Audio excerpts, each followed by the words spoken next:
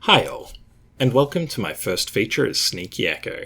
About a month ago, the Steam Game Festival was on, and there were a lot of awesome titles being shown. I played a bunch, but I thought there was something special about the ones that I'm featuring here.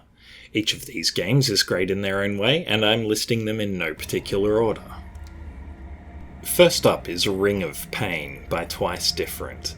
I covered this one at PAX. It's an interesting take on a dungeon crawler, presenting itself as a card game. It's so difficult to describe because there's really nothing like it. When I think of a dungeon crawling card game, what comes to mind for me is Slay the Spire, but in Ring of Pain, the enemies and the dungeon itself are the cards, and the player has fixed actions they can take. Ring of Pain has incredible writing and art, and has a really creepy style. In order to succeed, you need to traverse the dungeon and move towards each door. But as you progress, you'll need to collect as much treasure as possible in order to remain strong enough to keep up with the ever more dangerous threats in the dungeon. What's clever here is that the dungeon is presented as the Ring of Cards, and you have some control on how you choose to line enemies up in order to turn combat in your favour. Ring of Pain is supposed to be difficult, and failure is part of the game loop.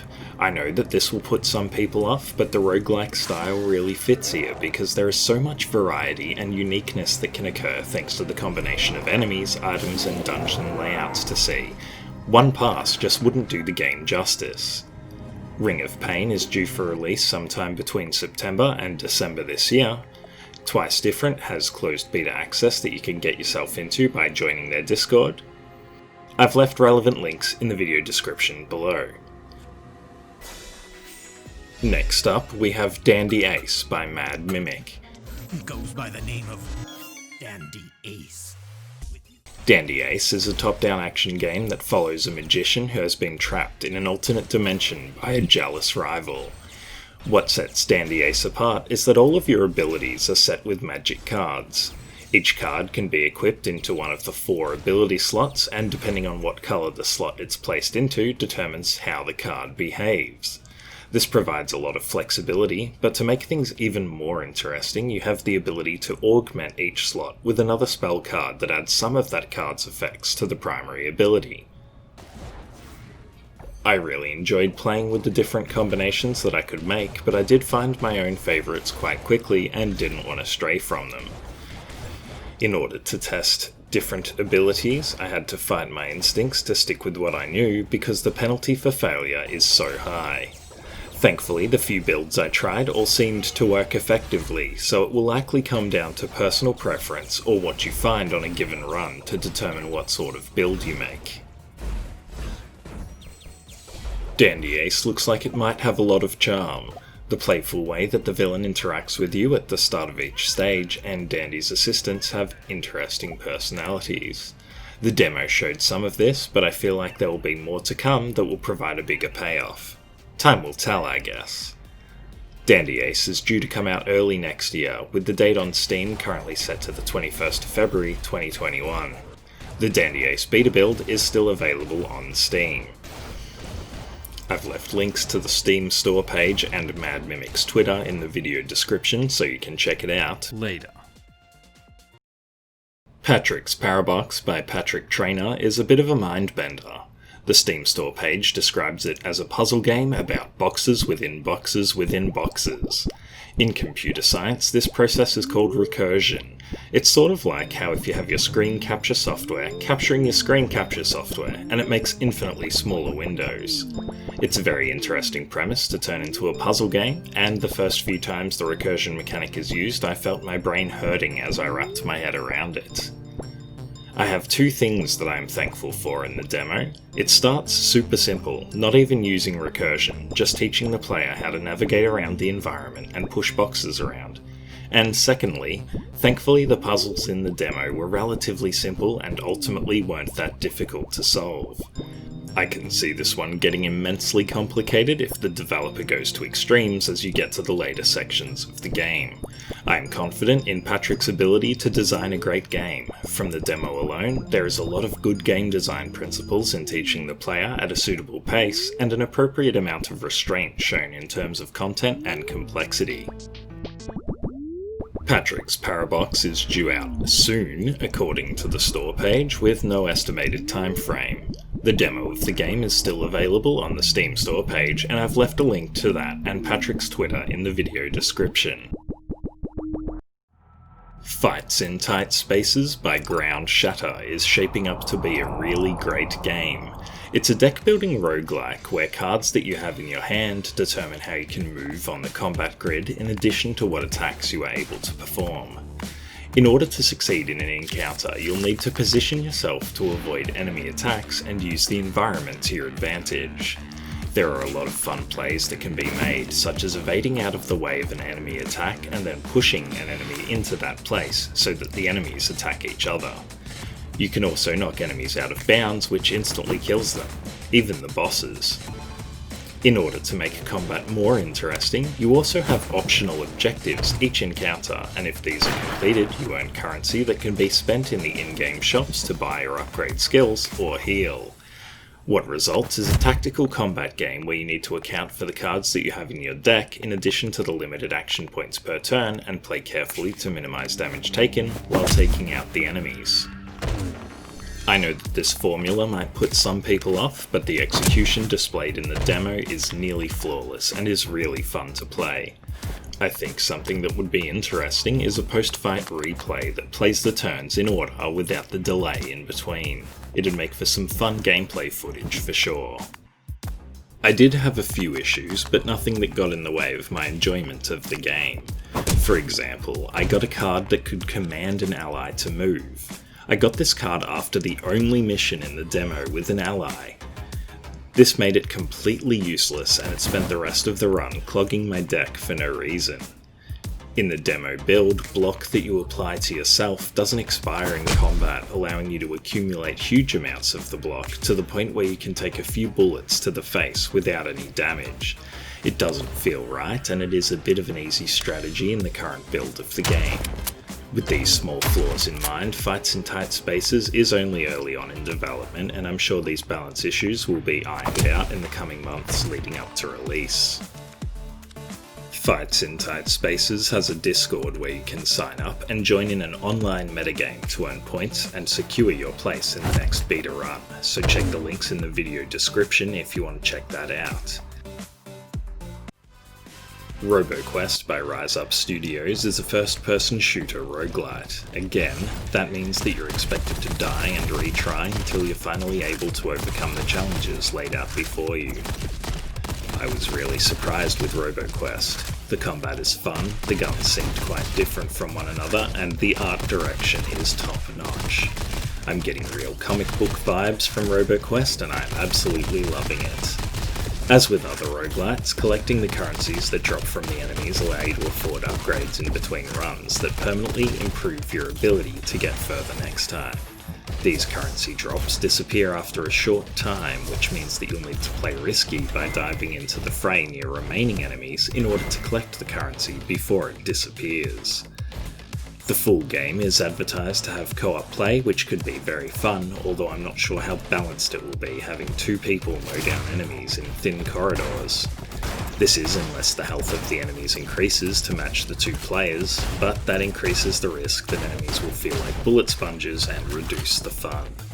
I guess what I'm trying to say is that co-op would be a lot of fun providing the developers get the balance right. ROBOQUEST is due out in early access sometime in 2020 with a full release in 2021 according to the FAQ in Discord. The demo is still available on Steam if you like what you see.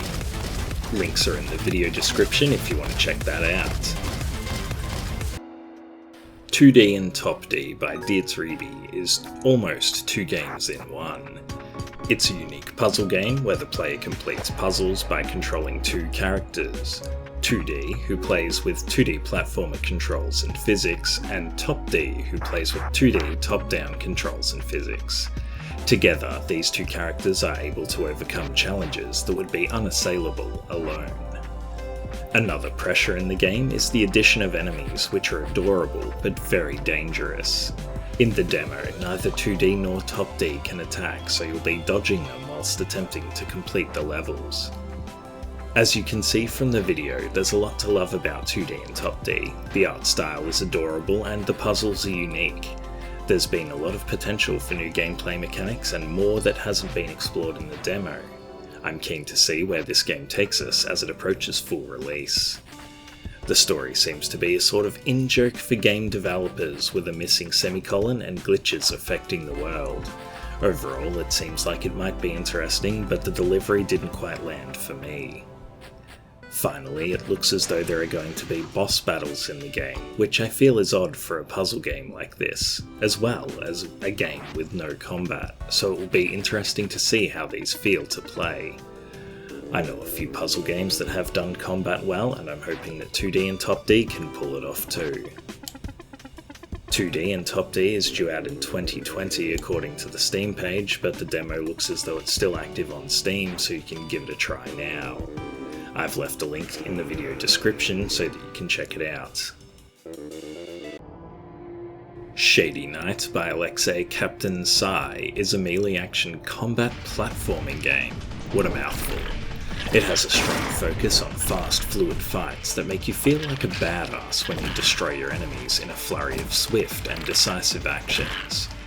I'm not great at planning on the fly, so I would prefer to sit back carefully and trade blows with enemies, but when I let my inhibitions go and tried to embrace the playstyle, it was even more fun, and it feels far cooler. I don't know if others will have the same trouble breaking out of their safe zone as I did, but if so, I can promise you that it's worth the trouble, even if the great moves that I was able to pull off pale in comparison to some of the game clips that I've seen Alexei retweet on Twitter. What makes Shady Night brilliant is the super smooth and responsive movement controls mixed with a large range of actions that you can take in combat. You can swing or throw your sword, block, kick the enemy, jump off their heads, and when dropping from the air you can perform a deadly slam attack. Sliding across the ground and then readying a kick puts you into a slow motion action so that you can time attacks as you slide past enemies.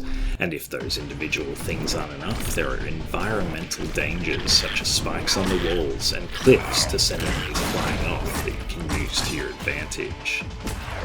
The demo of Shady Night sees you climbing complex towers with lots of secrets hidden throughout them, and though they are small in scale, only taking a few minutes to beat once familiar with the layouts, each tower has optional objectives like collecting secrets and getting through without taking damage.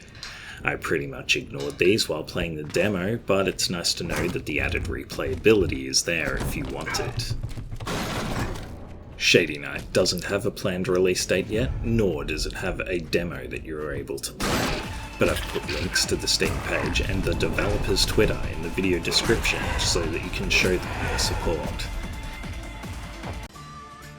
Fae Tactics by Endless Fluff Games is a top-down strategy RPG. Featuring turn-based battles with a large range of different enemy and ally units, there is a lot of variety and combat strategies that you are able to employ. I feel as though the demo, which took about an hour and 15 minutes to play, was a story-based tutorial with each mission introducing new mechanics to the combat as it went. With that in mind, it will be difficult to cover all of the options that you have in combat without it sounding like meaningless word salad, so I'm not even going to try. Needless to say, there are a lot of tactical options that will allow you to turn the tables on your opponents in a tough fight. Fae Tactics is set in the world of the Fae, and it follows what seems to be a human girl with an unusual affinity for magic. Throughout her quest, it is likely that she will recruit more and more companions, adding extra options to use in battle, and hopefully allowing for rich character interactions and a lot of heartwarming moments for them to bond. Part of the brilliance of these SRPGs is the adventure, leveling up your characters, unlocking more and more powerful equipment and spells, and finding new summons to use as part of that adventure. If you're looking for every moment to be fulfilling, you might not find Fae Tactics to be your cup of tea. These type of games often get more rewarding the more time you spend with them, and from playing the demo that certainly seems to be the case here too. I'm a sucker for playing the long game, so Fae Tactics looks great to me. Why does leveling up and collecting rare stuff feel so good? I don't know, but I do want more of it. One thing that I'm not sold on in this case is the art style. If you check the store page for the game, it has beautifully drawn character art and other environmental art, but then in the game it almost feels as though it's had a pixel filter applied to this art to get the end result. I personally find pixel art that doesn't have deliberate colour palette choices and carefully placed pixels to look messy, and that's how Fae Tactics looks to me, which is a real shame because Endless Fluff's last game, Valda's Story, looked incredible. But who knows, maybe my love for the pixel art will grow the longer I spend with it, just like the rest of the game. In a turn for the better, Fae Tactics is actually due for release in just a few days on the 31st of July 2020, so you won't need to be waiting long to get your hands on this one. I've provided links to the store page and developer Twitter so you can be notified when it comes out. I hope you enjoyed this video. It's in a slightly different format to the usual stuff that I do, but it was fun to put this together for you all. Please like or share if you feel so inclined, or leave a comment, and as always, I'll get back to you.